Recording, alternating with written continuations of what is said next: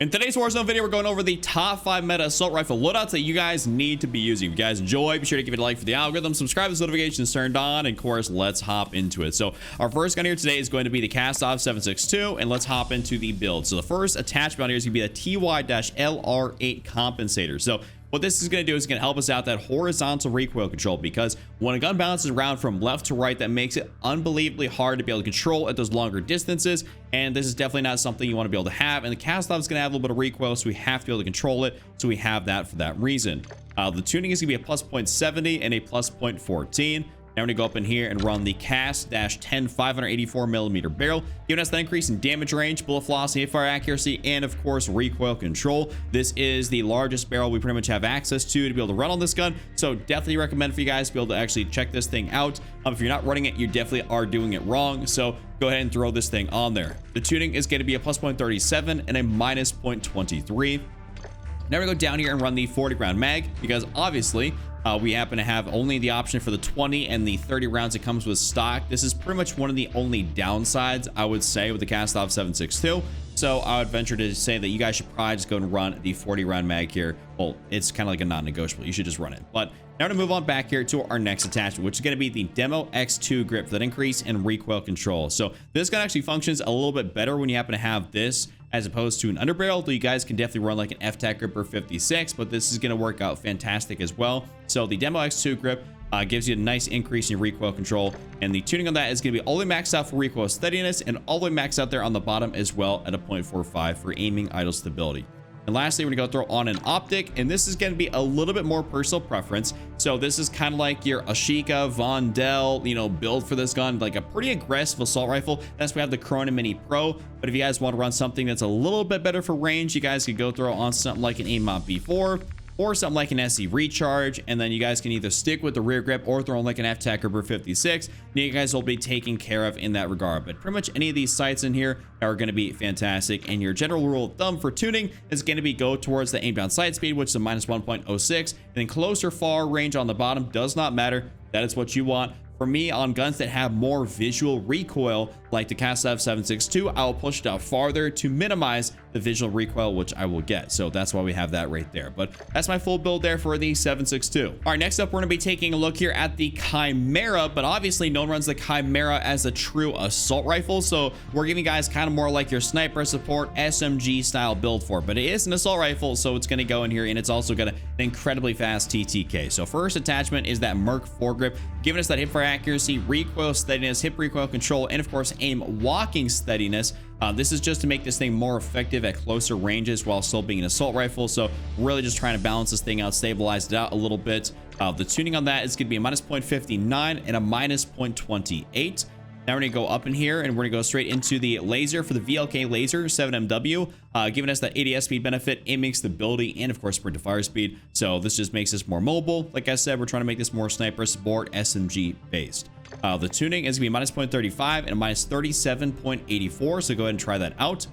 Now we got to go down here and throw on the 45 round mag. So the 45 round mag is just going to be the way to go. You guys definitely should be running this. I mean, we only have options for like what, 30 round stock, 20 rounds, and the 45. So I mean, 45 is definitely necessary. Now we go on back here and run the Bruin flash grip, giving us that increase in sprint to fire and ADS speed, making us more mobile. So we really like that. The tuning is going to be minus 0.74 and a minus 0.19, which is really awesome. And then for our last attachment, we have the Ravage-10 stock. Give us that crouch movement speed, sprint speed, and aim down sight speed. Don't really care as much about the crouch movement speed since I'm never really ever crouched, but this is definitely just kind of like the best thing in here to be able to have. And I would definitely recommend you guys to try this one out.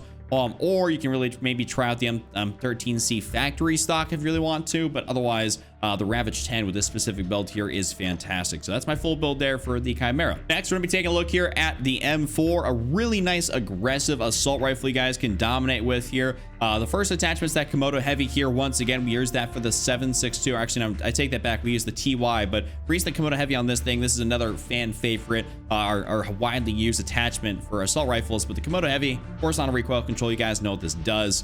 The tuning on that is going to be plus 0.62 and a plus 0.18. Of course, going to go up in here, throw on a barrel. That's going to be the High Tower 20 barrel. Give us the increase in recoil control, damage range, bullet velocity, and of course, hip fire accuracy. It's the most effective barrel out of any of these ones you guys could ever possibly run. So definitely recommend for you guys to do that. The tuning is to be a plus 0.16 and a minus 0.25. Here to go down and throw on the attack gripper 56. This has pretty much been like our standard, like our tried and true underbarrel. We've ran on so many of our different assault rifle builds, and it's kind of no different for this gun. The tuning is to be plus 0.34 and also a plus 0.34. Got to go down, throw in a magazine, and that's going to be the 60-round mag. I am a 60-round mag kind of guy, so I prefer to run a 60. It's not like it's multiplayer or something like that. For those of you guys that have watched some of my other videos, I like don't throw on the, obviously a 60-round mag for multiplayer like the 45 or something like that. But obviously for Warzone, 60 is going to be the way to go, and especially since this is your long-range weapon, or medium to longer range, not close range, but you guys need more rounds to be able to dispense down range. Now for our final attachment, we have the Socken ZX grip. And this right here, I'm going to let you guys know that if you want to run something that is not going to be with the iron sights, just take off this rear grip right here and throw on like a Corona Mini Pro, throw on an AIM-OP V4, an SE Recharge, something like that, and tune it to your preferences. But otherwise, this will be the attachment you guys can take off and have the build still be perfectly fine. But this is to kind of maximize the ability with the iron sights.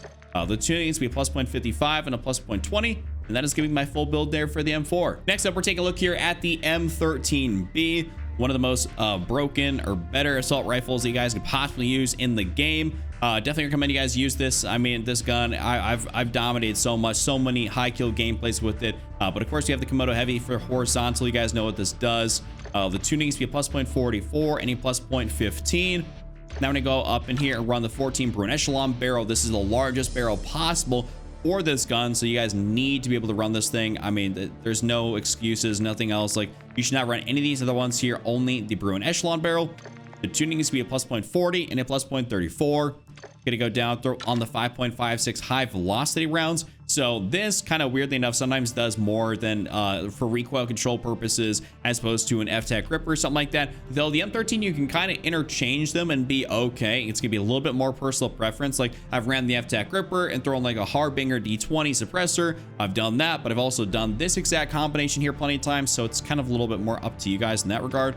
But with the tuning here is a minus 0.45 and a minus 3.48. Got to go down 60 round mag. It's classic. I mean, it's what we do here. You guys know the drill on this one. We always go for the 60 on the M13. It's a high fire rate assault rifle kind of to begin with, so definitely need that. Then lastly, we're going to go up in here, throw in the SE Recharge. This is my optic and my sight of choice for this gun.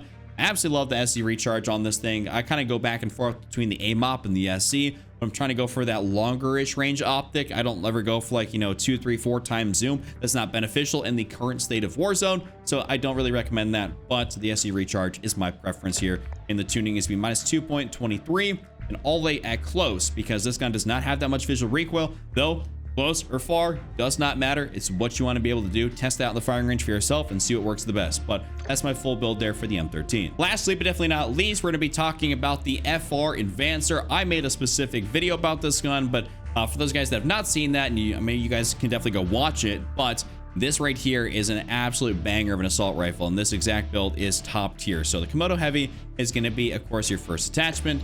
The tuning needs to be a plus 0.59 and a plus 0.35.